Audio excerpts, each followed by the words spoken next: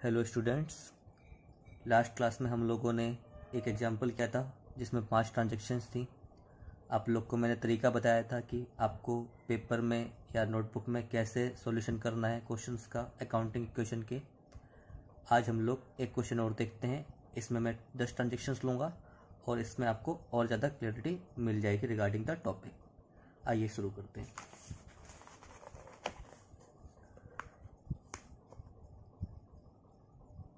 Students, ये रहा question आपका, प्रिपेयर द अकाउंटिंग इक्वेशन। अभी आप स्क्रीनशॉट ले सकते हैं। वैसे तो मैं आपको जब एक एक एंट्री लिखूंगा तो सारी क्वेश्चन को दोबारा दिखाऊंगा, बट आप अभी स्क्रीनशॉट ले सकते हैं चाहे तो। ये आपका क्वेश्चन है, इसमें 10 ट्रांजेक्शन्स हैं। ये 10th ट्रांजेक्शन है। आइए स्टार्ट करते हैं। पहली ट्रांजेक्शन से बच्चों, started business with cash ₹60,000, goods ₹30,000 and furniture ₹20,000। हमने बिजनेस शुरू करा है, कैश 60,000 का लेके आए हैं, गुड्स यानी हमारा स्टॉक 30,000 का और फर्नीचर 20 का। आपको मैं स्टार्टिंग से बताता हूँ।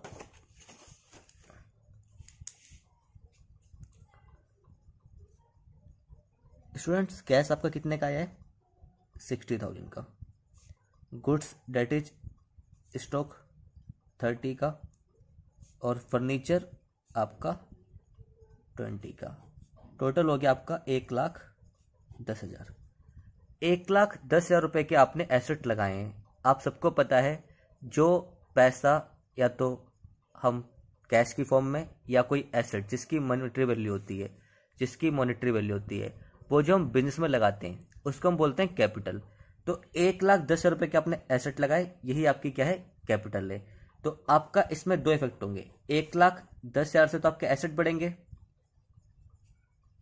कैश, स्टॉक और फर्नीचर के नाम से, और 1,10,000 से आपकी कैपिटल बढ़ेगी। आपको पता है कि कैपिटल हमारी जो होती है वो अमाउंट होता है जो हमने बिजनेस में इन्वेस्ट किया है। वो या तो कैश में हो सकता है, मनी की फॉर्म में, या other tangible asset, intangible asset में हो सकता है जिनकी मॉनेटरी वैल्यू होती है। क्लियर है बच्चों? तो आपके इस ट्रांजेक्शन में आपने कैश, गुड्स और फर्नीचर 1,10,000 के लगाए और इतने रुपए की आपकी कैपिटल बढ़ गई। आइए रिकॉर्ड करते हैं। पहली ट्रांजेक्शन। बच्चों, मैं ट्रांजेक्शन नहीं लिखूंगा, आप लोग शॉर्टकट में लिख सकते हैं क्योंकि मेरे को आपको समझाना है। तो बच्चों, क्या क्या लगाया मैंने? कैश प्लस आपके गुड्स के लिए हम यूज करते हैं स्टॉक, प्लस फर्नीचर। पहली ट्रांजेक्शन में आपके 3 एसेट्स आए। कैश बच्चों कितने का है? 60,000 का आपका। स्टॉक 30,000 का है। फर्नीचर आपका कितने का बच्चों?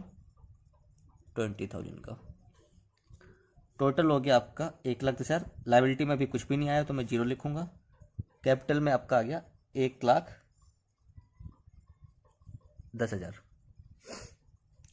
सेकंड देखते हैं बच्चों। सेकंड ट्रांजेक्शन आपकी है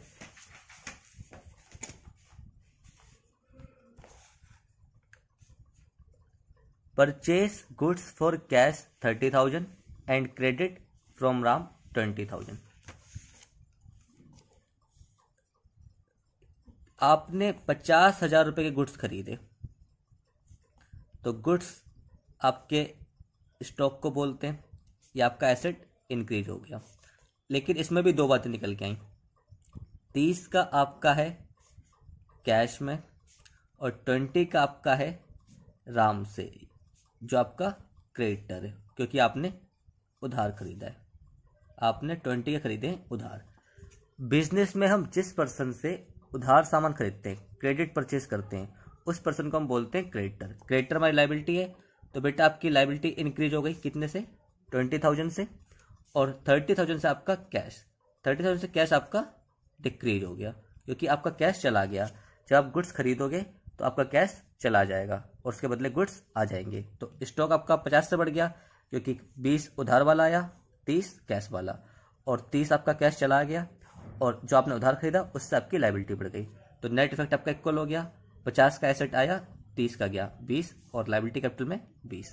आइए रिकॉर्ड करते हैं।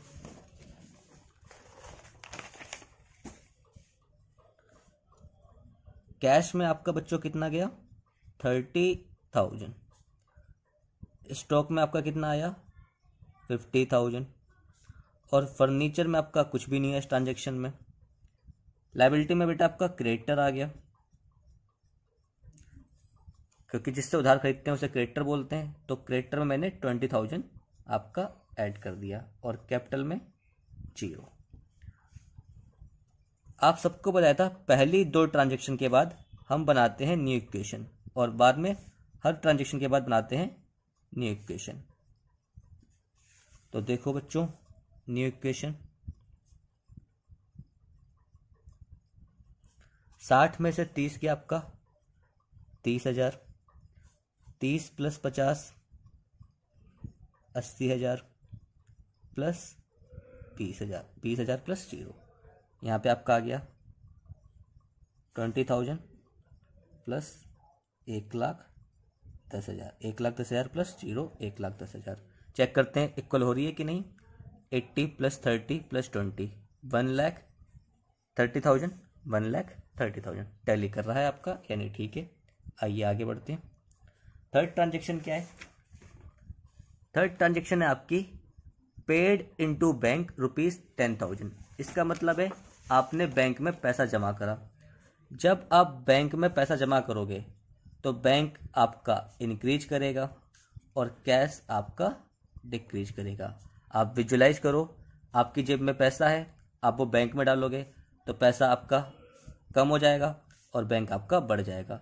बैंक भी एसेट है और कैश भी एसेट है। एक एसेट बढ़ गया, एक एसेट कम हो गया, यानी आपका दोनों इफेक्ट एसेट्स में आए, लायबिलिटी और कैपिटल में कोई इफेक्ट नहीं। कितना था बच्चों 10,000, तो कैश से 10,000 कम हो गया क्योंकि आपकी जेब से कैश चला गया बैंक में। स्टॉक में कुछ नहीं हुआ, फर्नीचर में कुछ नहीं हुआ, मैं ऊपर बैंक ऐड कर देता हूँ क्योंकि बैंक आपका नया एसेट आ गया। बैंक में आपका 10,000 प्लस हो गया। लायबिलिटी में क्रेडिटर में कुछ नहीं और कैपिटल में कोई इफेक्ट नहीं। अब न्यू इक्वेशन, पहली 2 के बाद हर एक इक्वेशन के बाद आपको बनानी होती है न्यू इक्वेशन।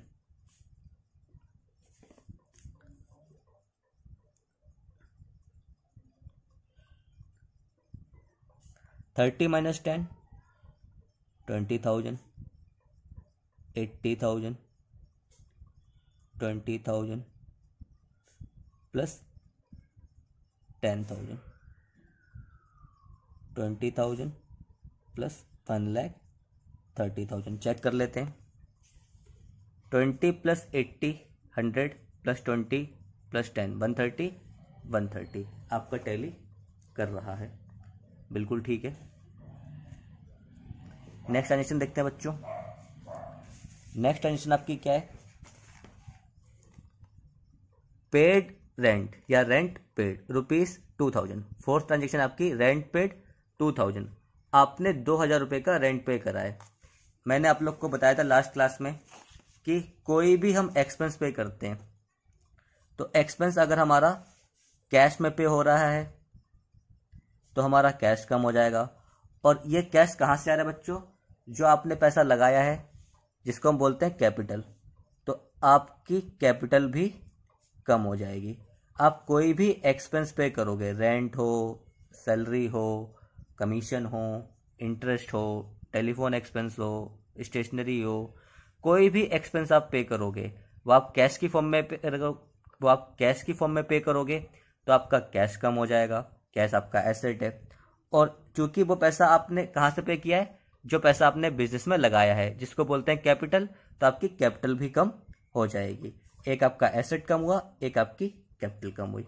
रिकॉर्ड करते हैं। ये आपका कितना था अमाउंट? रेंट पेड का अमाउंट था आपका 2,000 का। तो फोर्थ ट्रांजेक्शन में कैश आपका 2,000 से डिक्रीज कर गया। स्टॉक में कोई फ़र्क नहीं, फर्नीचर में भी कोई चेंज नहीं, बैंक में भी कोई चेंज नहीं, क्रेडिटर में भी कोई चेंज नहीं, 0। और कैपिटल आपकी कम हो गई 2000 से। न्यू इक्वेशन बनाते हैं।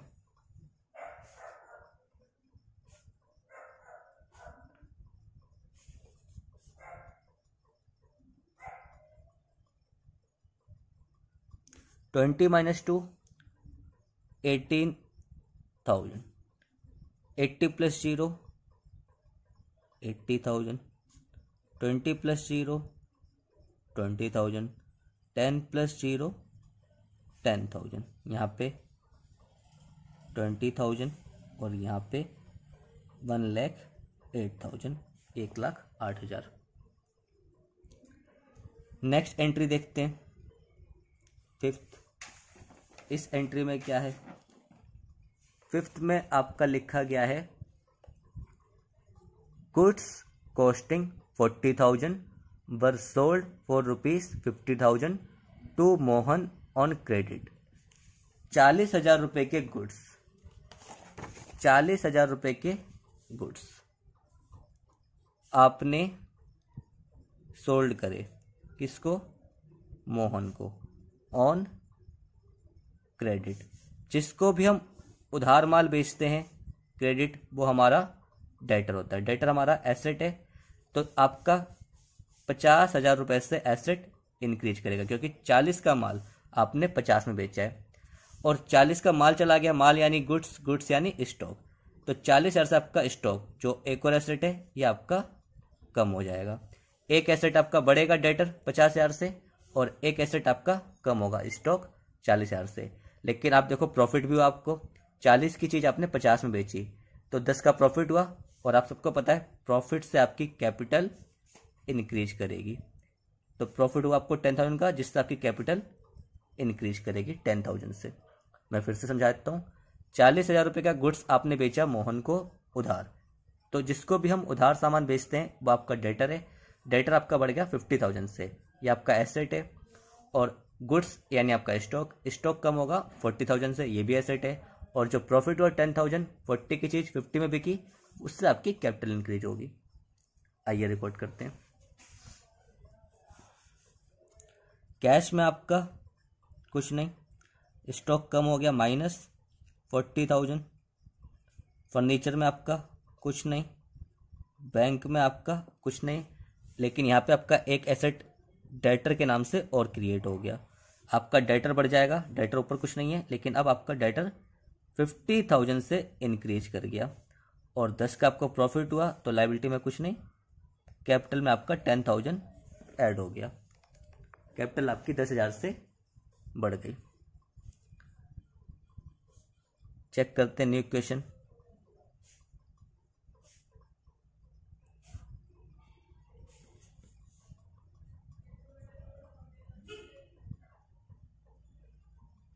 (18 + 0 18,000).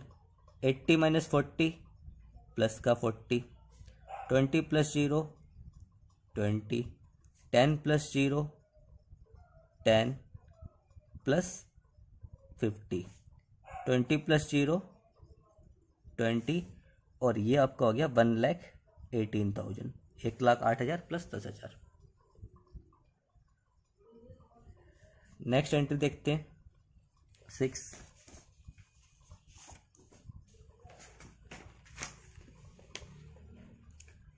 What refrigerator for personal use 6,000। हमने रेफ्रिजरेटर खरीदा है पर्सनल यूज के लिए।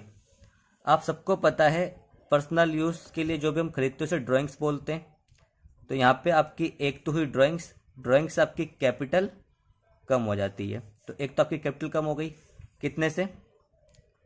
6,000 से। चेक कर लेता हूँ मैं। हाँ जी, 6,000 से। और आपने जब रेफ्रिजरेटर खरीदा है तो ये कैश में खरीदा है, क्योंकि मैंने उधार तो बोला नहीं है, तो कैश में मान लेते हैं। तो आपका बिजनेस से 6,000 का कैश भी चला जाएगा। ये आपका एसेट है।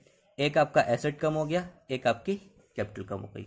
आई रिपीट, जब आप अपने बिजनेस से कुछ भी पर्सनल यूज़ के लिए काम करते हैं, या तो विड्रॉ करते हैं या कोई चीज़ पर्सनल यूज़ के लिए खरीदते हैं, तो वो आपके बिजनेस में तो आएगी नहीं। ये रेफ्रिजरेटर आपके बिजनेस में नहीं आएगा, ये आपके घर में जाएगा। तो इससे क्या हुआ, जो पर्सनल यूज़ के लिए आपने पैसा निकाला उसको हम बोलते हैं ड्राइंग्स। तो आपकी कैपिटल कम हो गई, क्योंकि ड्राइंग से आपकी कैपिटल कम हो जाती है। कैपिटल कम क्यों हुई? क्योंकि जो पैसा आपने लगाया था उसी से तो निकाला है, और किस फॉर्म में निकाला? कैश की फॉर्म में निकाला। तो आपका एसेट भी कम हो गया। किस नाम से? कैश के नाम से 6,000 रुपये का। आइए रिकॉर्ड करते हैं। कैश आपका 6,000 कम हो गया। स्टॉक में कोई फ़र्क नहीं पड़ा, फर्नीचर में कोई फ़र्क नहीं पड़ा, बैंक में कोई फ़र्क नहीं पड़ा, डेटर में कोई फ़र्क नहीं पड़ा, क्रेडिटर में कोई फ़र्क नहीं पड़ा, और यहाँ पे आपकी कैपिटल कम हो गई 6,000 से।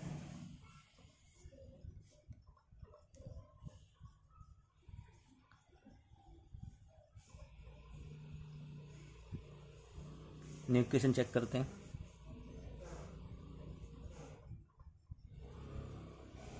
अठारह minus 6 12, 40 plus 0 40, 20 plus 0 20, 10 plus 0 10, 50 plus 0 50, और ये 20 प्लस 0 20।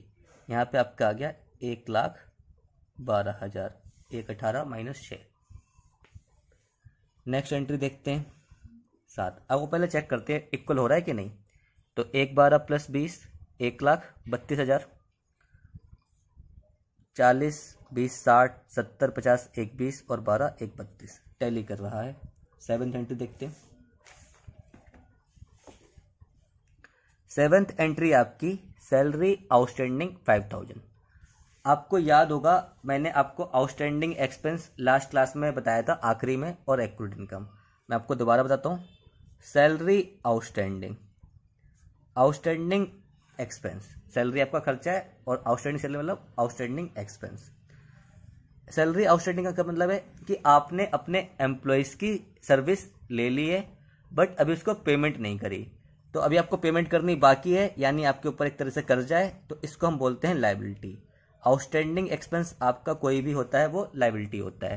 क्यों? क्योंकि ये ऐसे खर्चे होते हैं जिनका बेनिफिट आप ले चुके हो, जिनके बदले सर्विसेज आप ले चुके हो, बट आपने भी उनकी पेमेंट नहीं करी। तो पेमेंट करनी है, आपके ऊपर बर्डन है, तो कोई भी ऑब्लिगेशन जो आपको पे करनी है अभी, जो आपने पे नहीं करी, वो आपकी लायबिलिटी होती है। तो आपकी लायबिलिटी इंक्रीज करेगी किस नाम से? आउटस्टैंडिंग सैलरी के नाम से। अब बच्चों एक बात बताओ, आपने सैलरी पे नहीं करी तो लायबिलिटी बढ़ गई, बट खर्चा तो हो चुका है। पेमेंट नहीं होने का मतलब ये तो नहीं है कि खर्चा नहीं हुआ, खर्चा तो हो गया। तो कोई भी खर्चा हो उससे आपकी कैपिटल कम होती है, चाहे पे करा हो या पे नहीं करा हो। आपने पे नहीं करा तो भी कम होगी, पे कर दिया तो भी कम होगी। तो इस केस में, आउटस्टैंडिंग सैलरी केस में, आपने पे नहीं करा तो आपकी लायबिलिटी बढ़ जाएगी, लेकिन कैपिटल तो आपकी कम होगी ही होगी, क्योंकि आपने खर्चा कर लिया है, बस पे नहीं करा। तो फ्यूचर में कभी तो पे करोगे, तो जब एक्चुअल प्रॉफिट लॉस निकालोगे तो आप अपने खर्चे को तो लेस करोगे ही करोगे अपनी इनकम से, तभी आपका करेक्ट प्रॉफिट लॉस आएगा। तो कोई भी खर्चा जो आपने पे नहीं करा है वो आपका आउटस्टैंडिंग एक्सपेंस होता है, जिसको हम लायबिलिटी बोलते हैं। तो उस नाम से आपकी लायबिलिटी बढ़ जाएगी, और चूंकि खर्चा पे नहीं करा है लेकिन खर्च तो हो चुका है, तो आपकी कैपिटल भी कम हो जाएगी। आप सिंपल सा रूल याद रखो, आप खर्चा पे करो या ना करो, कैपिटल तो कम होनी होनी है। पे कर दोगे तो कैश भी कम हो जाएगा, नहीं पे करोगे तो आउटस्टैंडिंग सैलरी के नाम से आपकी लायबिलिटी क्रिएट हो जाएगी। आइए रिकॉर्ड करते हैं। अब यहाँ पे आपका कैश में तो कुछ नहीं हुआ, स्टॉक में भी कुछ नहीं हुआ, फर्नीचर में भी कुछ नहीं हुआ, बैंक में भी कुछ नहीं हुआ, डेटर में भी कुछ नहीं हुआ, क्रेडिटर में भी कुछ नहीं हुआ, लेकिन ऊपर आपकी एक आउटस्टैंडिंग सैलरी के नाम से, आउटस्टैंडिंग सैलरी के नाम से एक लायबिलिटी क्रिएट हो गई। तो वो मैं लिख देता हूँ, आउटस्टैंडिंग सैलरी कितनी है आपकी? आउटस्टैंडिंग सैलरी आपकी है, मैं चेक करता हूँ अमाउंट, ये बेटा आपकी है 5,000। तो 5,000 रुपये से आपकी आउटस्टैंडिंग सैलरी के नाम से लायबिलिटी इंक्रीज हो गई, और 5,000 रुपये से आपकी कैपिटल डिक्रीज हो गई, यानी कम हो गई, क्योंकि खर्च तो हो चुका है। पेमेंट नहीं करने का मतलब ये थोड़ी खर्चा नहीं हुआ, खर्चा तो हो चुका है। अब बच्चों आगे रिकॉर्ड करते हैं, पहले न्यू इक्वेशन बनाते हैं।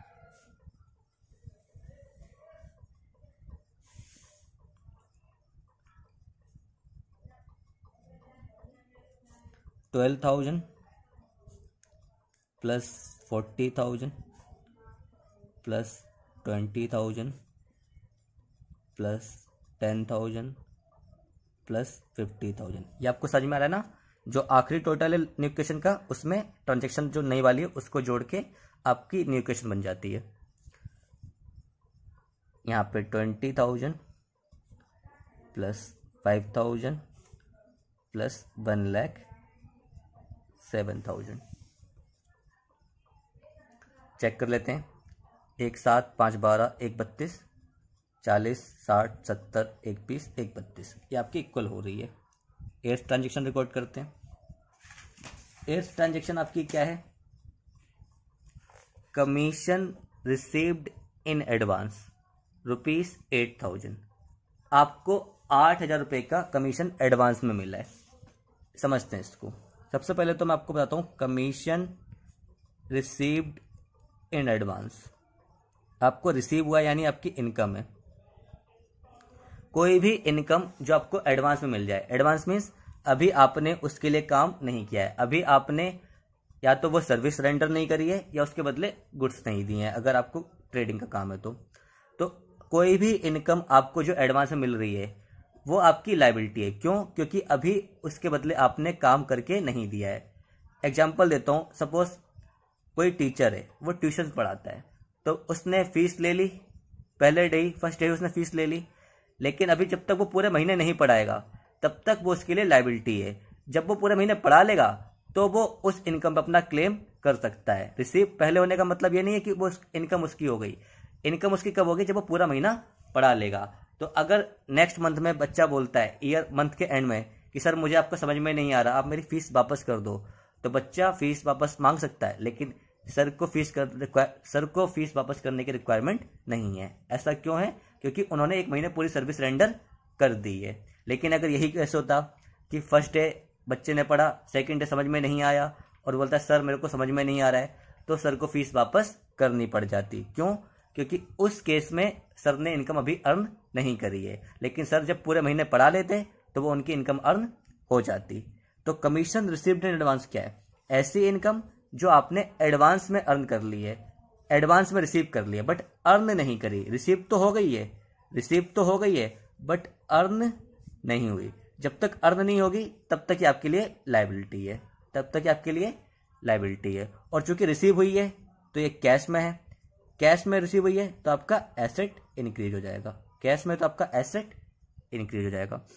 मैं फिर से समझाता हूँ। कोई भी इनकम जो आपको एडवांस में मिली है, वो जब तक आप काम नहीं करके दे देते सामने वाली पार्टी को, तब तक उस इनकम पे आपका हक नहीं है, तब तक वो इनकम आपके लिए लायबिलिटी है। क्योंकि अगर आपने काम फुलफिल नहीं किया, जिस काम के बदले आपको वो इनकम रिसीव हुई है, अगर आपने वो काम नहीं किया तो आपको वो इनकम वापस करनी पड़ सकती है। तो ये इनकम जब तक आप वो काम नहीं कर देते तब तक आपके ऊपर लायबिलिटी है, और जब आप काम कर लोगे तो आपकी इनकम बन जाएगी। और मिली आपको कैश में है तो आपका एसेट भी बढ़ जाएगा।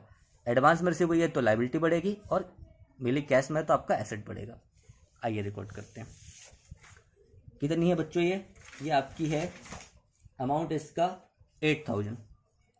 तो 8,000 से आपका कैश इंक्रीज हो गया, स्टॉक में कुछ फर्क नहीं हुआ, फर्नीचर में भी कोई चेंज नहीं हुआ, बैंक में भी कुछ नहीं हुआ, डेटर में भी कुछ नहीं हुआ, क्रेडिटर में भी कुछ नहीं हुआ, आउटस्टैंडिंग सैलरी में भी कुछ नहीं हुआ। लेकिन यहाँ पे आपका एक लायबिलिटी आ गई जिसका नाम है कमीशन रिसीव्ड इन एडवांस। ये आपकी लायबिलिटी है, ये आपकी एक नई लायबिलिटी आ गई। तो यहाँ पे मैं आपकी एक लायबिलिटी इंक्रीज करता हूँ, किस नाम से? Commission received in advance. ये आपकी 8,000, और कैपिटल में आपका कुछ भी नहीं। तो अब आप फिर से न्यू इक्वेशन बनाइए।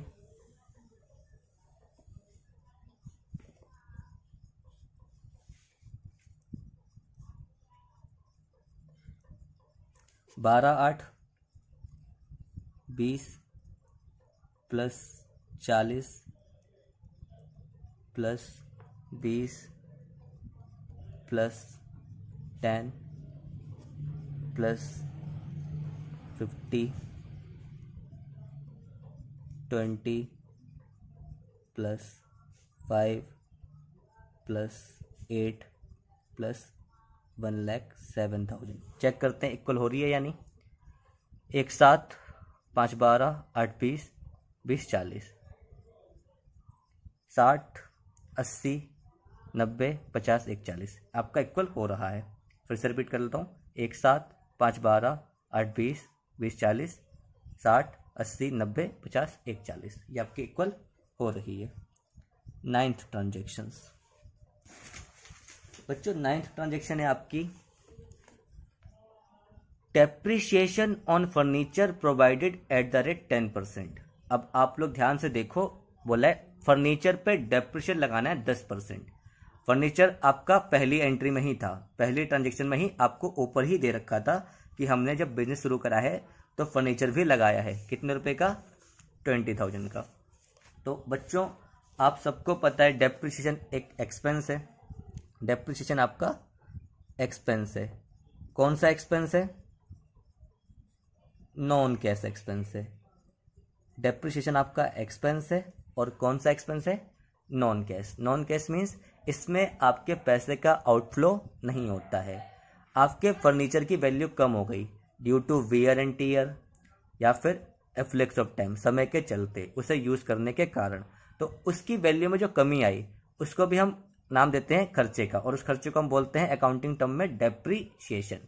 तो डेप्रिसिएशन भी आपका खर्चा है क्योंकि आपके एसेट की वैल्यू कम हो गई, लेकिन इसमें आपका कैश का आउटफ्लो नहीं हुआ, कैश नहीं गया, तो कैश तो कम नहीं होगा, खर्चा तो है, एक्सपेंस तो ये है, बट आपके कैश का आउटफ्लो नहीं हुआ, कैश आपका नहीं गया, तो खर्चा है यानी कैपिटल कम होगी। ये हमने पहले ही पढ़ा था कि पैसा जाए या ना जाए, अगर खर्चा हुआ है तो कैपिटल कम होगी ही होगी।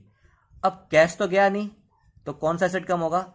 बेटा फर्नीचर की वैल्यू कम हुई है। अगर फर्नीचर की वैल्यू कम हुई है तो फर्नीचर में से ही लेस करेंगे ना। डेप्रिसिएशन की वैल्यू पे बोले 20% आपको डेप्रिसिएशन लगाना है, सॉरी 10% आपको डेप्रिसिएशन लगाना है। मीन्स डेप्रिसिएशन की आपको फर्नीचर की वैल्यू 10% से कम करनी है। तो 20,000 रुपये का आपका फर्नीचर था, चेक करो 20,000 रुपये का फर्नीचर था, हाँ जी 20,000 का था, इसका 10% 2,000 रुपये हुआ, तो 2,000 रुपये आपका फर्नीचर पे डेप लगेगा, यानी 2,000 से आपकी फर्नीचर की वैल्यू कम होगी। 2,000 रुपये से आपकी फर्नीचर की वैल्यू कम होगी। कैश में कुछ इफेक्ट नहीं हुआ, स्टॉक में भी कोई इफेक्ट नहीं हुआ, फर्नीचर आपका 2,000 से कम हो गया। बैंक में कोई इफेक्ट नहीं हुआ, डेटर में कोई इफेक्ट नहीं हुआ, क्रेडिटर में कुछ नहीं हुआ, आउटस्टैंडिंग सैलरी में कुछ नहीं हुआ, कमीशन रिसिप्टेंट एडवांस में कुछ नहीं हुआ, लेकिन कैपिटल से 2,000 कम हो गई क्योंकि डेप्रिसिएशन आपका एक्सपेंस है और एक्सपेंस जब भी होगा आपकी कैपिटल कम होगी। लास्ट ट्रांजैक्शन करते हैं, उससे पहले न्यू इक्वेशन बनाते हैं। New equation 20,000 plus 40,000 plus 18,000 20 minus 2 plus 10,000 plus 50,000 20,000 plus 5,000 plus 8,000 और 1,07,000 माइनस 2,000 प्लस 1,05,000 यानी 1,05,000। आई होप आपको दिख रहा होगा। चेक कर लेते एक बार। 1,05,000 प्लस 8 1,13,000 प्लस 5 1,18,000 प्लस 20 1,38,000। 50 10 60 60 40 100 120 और 18 138 यानी बिल्कुल ठीक है। इक्वेशन आपकी टैली कर रही है। लास्ट पॉइंट करते हैं, लास्ट इक्वेशन।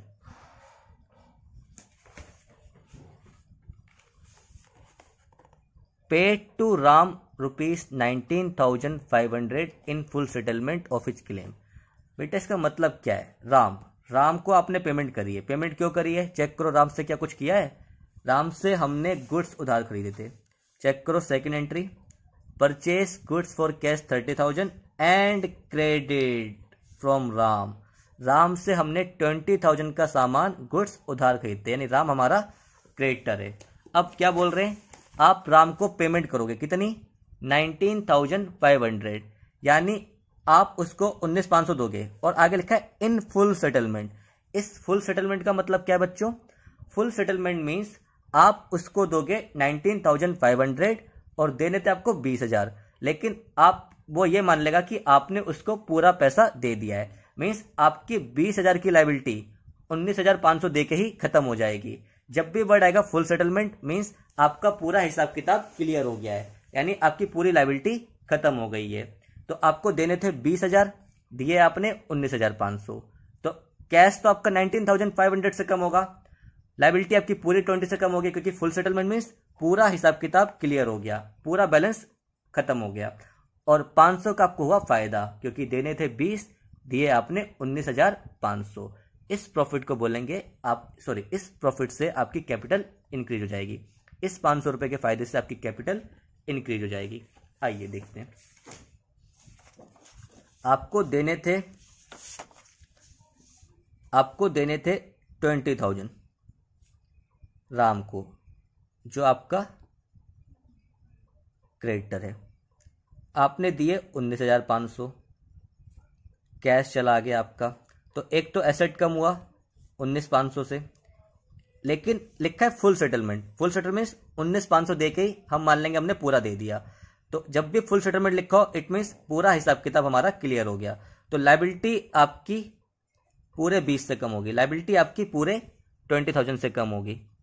एसेट आपका कम होगा 19,500 से, लाइबिलिटी कम होगी आपकी 20,000 से, और 500 का फायदा हुआ, उस फायदे से आपकी कैपिटल बढ़ जाएगी। जो प्रॉफिट होगा उससे कैपिटल इंक्रीज कर जाएगी। आइए रिकॉर्ड करते हैं। कैश आपका गया 19,500, बाकी एसेट में कोई चेंज नहीं आएगा, तो सब में 0। लाइबिलिटी आपकी पूरी कम हो जाएगी -20,000, क्योंकि फुल सेटलमेंट लिखा है। तो फुल सेटलमेंट जब भी आए आप समझो कि पूरा हिसाब क्लियर हो गया, यानी जितना आपको देना था वो सारा खत्म हो गया, लेकिन पैसा उसके बदले कम गया, जिसकी वजह से आपका प्रॉफिट होता है और वो कैपिटल में ऐड हो जाता है। तो 500 रुपये से आपकी कैपिटल इंक्रीज कर गई, क्योंकि देने थे 20,000, दिए 19,500। 500 का जो प्रॉफिट हुआ उससे आपकी कैपिटल इंक्रीज कर गई। आइए टोटलिंग कर लेते हैं। New equation, 20,000 minus 19,500, 500 plus 40,000 plus 18,000 plus 10,000 plus 50,000, 0 plus 5,000 plus 8,000 plus 1,05,500। ये आपका बच्चों 8,000 है। चेक करते हैं। 20 माइनस 19,500, 500, 40, 18, 10, 50, 20 माइनस 20, 0, 5 प्लस 0, 5, 8 प्लस 0, 8, 1,05,500 आपका ये आ गया 500 जोड़ के, 1,05,000 प्लस 500, 1,05,500। अब चेक करते हैं ये इक्वल हो रहा है या नहीं हो रहा है बच्चों। क्वेश्चन आपका कंप्लीट हो चुका है अगर इक्वल है तो, और अगर नहीं है इक्वल तो देखते हैं क्या गलती है। वैसे आपका क्वेश्चन टैली कर रहा है। 1,05,000, 8 1 13 और 5 1 18, 1 18 500, 50 10 60, 100 1 18।